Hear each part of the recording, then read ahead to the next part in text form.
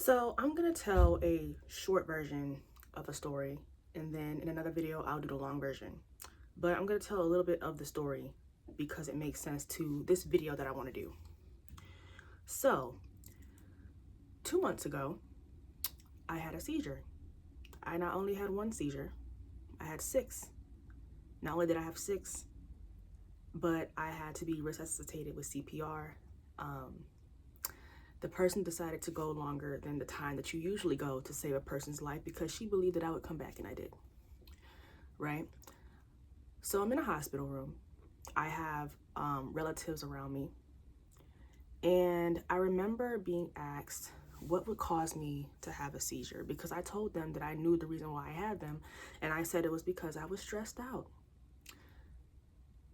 Nothing but invalidation. You have nothing to be stressed out about. You're only 24. There has to be something physically wrong. And the thing about stress is that stress is one of the, not even one of the, it is the number one cause of many chronic illnesses. It is the number one cause of a lot of autoimmune disorders, especially in people like me where they are autistic, highly sensitive, and that goes way deeper than just being emotional. We're going to get into that later. And yeah, as a spiritual mentor and stuff like that, for the jobs that I have to be sensitive. I have to be heart-led. I have to be spirit-led, right? And when we talk about being spirit-led, it means being led by something higher than yourself. It means being God-led, being led by the spirit inside of you and knowing that spirit is connected to something higher than you, which is God, and being led by that, right? Being spirit-led is the opposite of what they tell you to be down here. Being spirit-led, you have to be sensitive.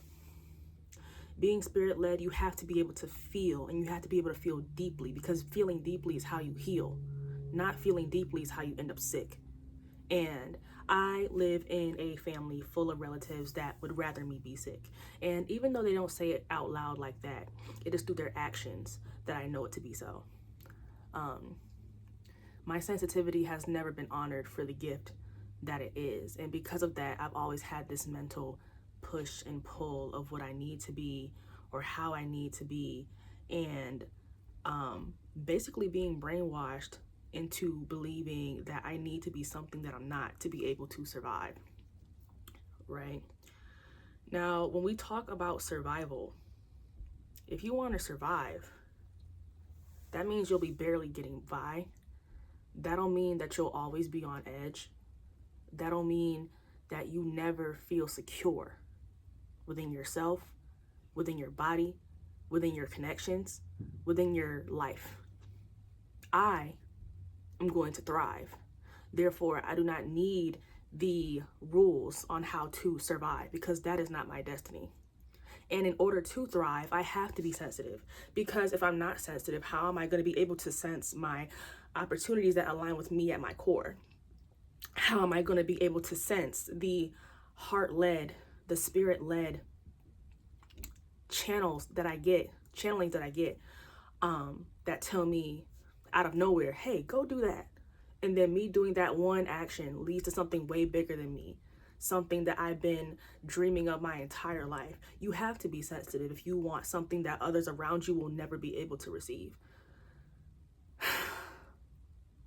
I have been trying to make this video all day. Like, I was at work just thinking like, damn, I really need to just sit here and make this video, because I have been taught that my sensitivity is going to be my downfall my entire life, when my sensitivity has led me in rooms that people who have told me that will never enter, that have gotten me blessings that people who have told me that will never get, that have allowed me to experience and feel and heal not just myself, but the generational trauma that has been inflicted on me in ways that they will never be able to do.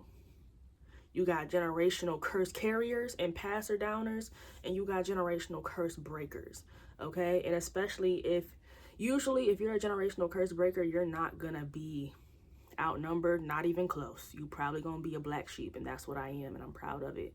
Because no matter how many times I'm told that I need to toughen up, No matter how many times I'm told that I need to stop being so sensitive, I am constantly reminded through fighting that programming that if I stick to being heart-led, I will be able to walk through doors that those that try to force that mindset on me will never be able to.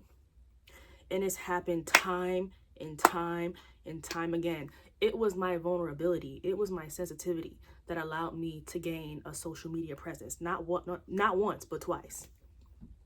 Twice. I did it once, lost it all, regained that shit in a new way, in a more healthy way. Twice. My sensitivity allows me to speak from a heart-led place so that when I do speak, it resonates in the hearts of people who are on the same journey as me, which leads to more abundance, more community that are aligned with me, in which, no, I don't have to be less sensitive. I don't have to toughen up. Because at the end of the day, relatives that don't align with who you are and where you're going in life, they can only give you a roadmap to the life that they have lived. They can only give you a compass towards the level of healing that they've been able to do. And if you can recognize that, hey, they haven't been able to heal. Hey, they're very emotionally unintelligent. Hey, they're very not emotionally aware. Hey, they're trying to chase happiness through knowledge and chasing happiness through material things and chasing happiness through watching celebrities on social media. I don't know, all these things that are outside of them. Whole time I'm going within and I'm allowing myself to feel. And within that, you realize that everything that you're looking for on the outside of you, all that joy that you're chasing, all that happiness that you're chasing, the reason why you have that hole in your heart, the reason why people who spread that rhetoric to people like me have that hole in their heart that they're never able to feel, the reason why they're not able to feel it is because they won't allow themselves to feel it. They won't allow themselves to sit with themselves, to feel, to be sensitive, to be vulnerable. They won't allow themselves to do that. And as someone who can see the bigger picture and who has been consistently able to see the benefits of seeing the bigger picture through the opportunities that I'm able to have, through the social media presence that I've been able to get, through the people who be inboxing me telling me how much my story and what I say resonates with them on such a deep level and how they felt like nobody else around them got it. Whole time, it's hundreds of thousands of people who resonate with what I say, and they all feel like, oh, I never felt like anybody would understand me because I've been around these people, these relatives that try to convince me of who I am at my core is wrong. And that's not the case. So yeah, I had 6, and mind you, let me get this straight. It's not like I was completely taking what they say to heart and implementing it into my life.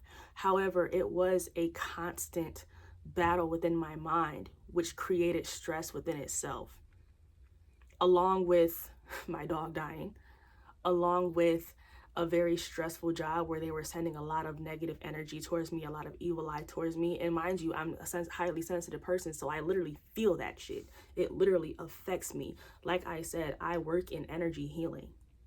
Therefore, as someone who works in energy healing to help get evil eye off of other people, when people are sending it my way, I absolutely feel that. I absolutely deal with that. But it was just that constant being in survival mode, that constant not having your nervous system be regulated, that constant trying to kill the people pleaser in me and recognizing the ways in which it fails me but benefits other people, but yet people still want me to operate within that role. And when I say people, I still mean the relatives, still want me to operate within that role. Whole time is killing me. To where when I did have those seizures, I immediately knew what happened. Mind you, MRI came back clear. Everything came back clear. I knew exactly why. When you're a highly sensitive person, you have to watch the people who you are around. You cannot be around people who are not healed within themselves to a certain degree. Mind you, we will always be consistently healing. It's not like you heal and then you get to a point where you're so healed that you don't got to heal no more. But you do have to be around people who have gotten to a certain place in their healing journey to where they're not they're not pushing out certain rhetoric that is harmful to your healing, because they're not doing it from a malicious place sometimes, but it really is just a lack of knowledge. It's a lack of being emotionally aware. It's a lack of knowing just how much emotions get stored in the body, and that type of storage over time can make you sick, like it did me. It was just so crazy, because being asked in a hospital, like, hey, like, what's going on? And then thinking, oh, maybe these emotionally immature people will finally be able to hold space for me. And then being revalidated in real time while not even feeling all the way consciously there, because you're still healing from everything that you've been through. Literally sitting down there and being gaslit and having to defend yourself and screaming your head off and having to be taken on a walk where they tell you to just pray about it and they give you a free Bible. Like, that shit was so traumatizing. That shit was so traumatizing. But something that always stuck with me since that day, and that has repeatedly stuck with me, but definitely at its peak because of this whole encounter, was that at the end of the day, as a highly sensitive person, as someone who needs to be energetically sensitive to be able to do the work that they do, to be able to heal themselves, it's very imperative that you are not around people, nor do you let people in who are opposed to your soul's mission, who are opposed to your soul's journey. I know what my mission is on earth. My mission on earth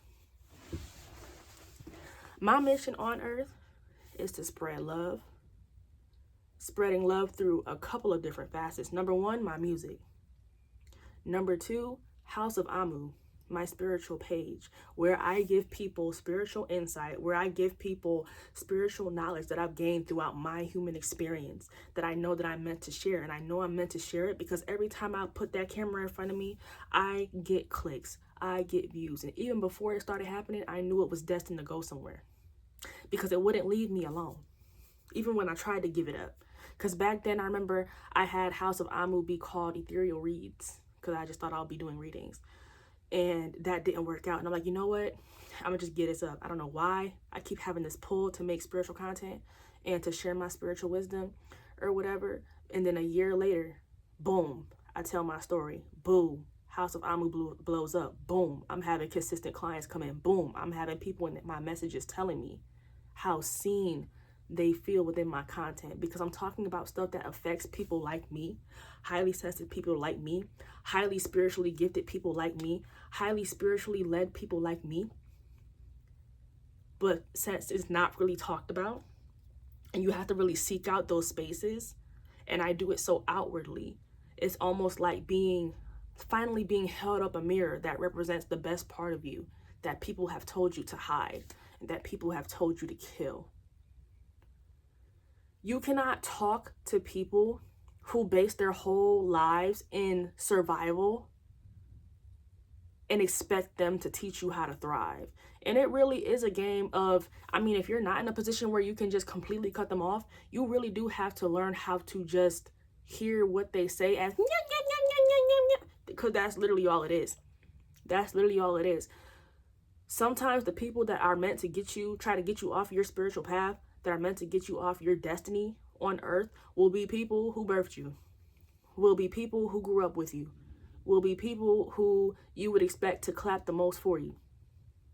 And because they're so close to you, it can be very easy to feel deterred off their path, because of course they would want the best for me. So maybe they're right. Even though this speaks to my soul, even though my soul is telling me something different than they are, maybe they're right because they know what's best for me, especially if they're older. But just because someone's your older don't make them your elder. I learned that a long time ago. I learned that as a child. Just because you're older than me, just because you claim you have more life experience than me, just because you have a lot of life experience doesn't mean you gained the knowledge and the wisdom that you were supposed to. It does not mean that you passed your tests and your lessons and that you learned what you were supposed to learn to be able to carry that and give to somebody else. Some people out here just giving out their trauma. That's just what it is. Some people out here repackaging their trauma as advice and as wisdom. And you have to discern to know the difference. Because me, I've always been considered the difficult child. And that's because I've always had my own mind. When you didn't grow up in a space where your autonomy is not only appreciated but valued, when you didn't grow up in a place where you felt like your voice mattered, when you did not grow up in a place where the way that you feel, people are able to validate and be able to hold space for, because they can't even do that shit for themselves. You learn at a very young age that you have to be your own authority, and what's higher than you has to be your authority. Because if not, you are doomed to repeat the same cycles and have the same mindsets that they do, even if you know in your spirit that's not the path where you're meant to go. Even if they have good intentions, even that you know that's not the path you're meant to go. And you have to be very strong-minded. But over time, being around those people, especially at a close capacity, can make you very sick. It can. It is literally an energetic toxin. It is an energetic poison. And before I get off topic, I just want to say, if you are a highly sensitive person, your sensitivity is a gift. You weren't given it to hinder you, okay? I won't say that it makes life easier, but taking the easy way out would be trying to kill your sensitivity. Kill the thing that makes you alive. Kill the thing that separates you from robots. Kill the thing that separates you from generational trauma. Kill the thing that separates someone who is not spirit-led from someone who has a divine mission in this world, in this life. And don't let nobody tell you that your sensitivity is anything less than a gift. Don't let anybody tell you that you need to toughen up. Of course, don't let nobody play with you. But as far as your sensitivity is concerned, your sensitivity is going to be the reason why, if you choose to have children one day, they have an emotional connection to you. Because you can be emotionally connected to yourself in the way that you feel deeply. You'll be able to be closely bonded in that way. Your sensitivity will allow you to discern whether there are people in the room who are sending evil out your way and who do not want the best for you. And you'll be able to maneuver that because you can feel deeply. You can sense deeply. You're sensitive. You're not a robot. Your sensitivity will lead you to abundance that cannot be seen with these two eyes yet. And you have to trust what's within. And when you're close, when you're really sensitive, when you're highly sensitive and something good is around the corner, when that manifestation is around the corner, when that thing you've been working towards is around the corner, when that new lump sum of money is around the corner, you can feel it. And you being able to feel it and sense it so deeply will give you all the validation that you need to keep going, even if you don't physically see it. Because you can feel it, and that's enough when you're spirit-led. When you're led by the divine, when you're led by something higher than you, when you're led by the Most High. So, y'all don't know how bad I've been wanting to put this damn video together. I got so many more videos to do. I got videos in my phone that I gotta do. I got videos in my phone that I didn't upload yet. From me being my dog's death doula, to how I was feeling after her passing, to a little bit after I came home, after I fled the hospital. That'll be a story. I have so many videos to put out, but I felt for a certain reason, because it's been so heavy on my heart. I've been contemplating it so much, because when you're around people, or when you are in a space where certain people who don't deserve to experience your sensitivity still have access to you, it can feel really heavy. It can feel very isolating. Even if you have a lot of validation and support from people on the outside, on social media and stuff like that, it can still feel very isolating. And I literally felt it in my heart to spill all of this out. And I knew it was coming from my heart space, because I just feel so relieved after that shit, bro. But yeah, to all my highly sensitive people, take care of yourself. I'm gonna make a video on what I found out as far as being a highly sensitive person and surviving versus thriving, because I definitely got a new download in regards to that. But I'm getting ahead of myself. I love all my sensitive baddies.